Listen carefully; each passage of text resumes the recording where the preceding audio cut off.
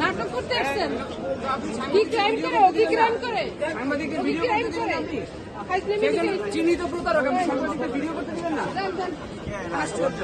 একটা ঢাকা ইউনিভার্সিটির স্টুডেন্ট কি বলছে?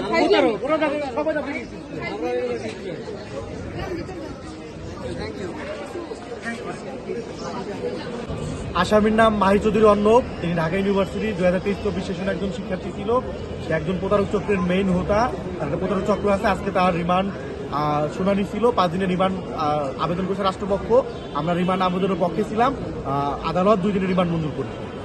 আমরা চাচ্ছি একটা সুষ্ঠু ন্যায় বিচার।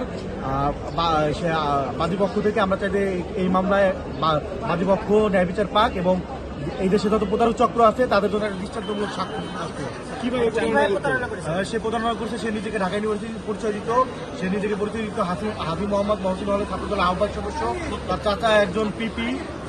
এ যাবৎকালে আমাদের কাছে তথ্য আসছে এ পর্যন্ত প্রায় 30-এর অধিক লোকের থেকে সে টাকা নিচ্ছে। এর মধ্যে ঢাকা বিশ্ববিদ্যালয়ের ভুক্তভোগীরা আছে। আর আমরা বর্তমানে একটা মামলা ছিলাম, কাপুর থানায় মামলা হয়েছে, মামলা নাম্বার 3-4-26। এই মামলা আজকে রিমান্ড শুনানি ছিল।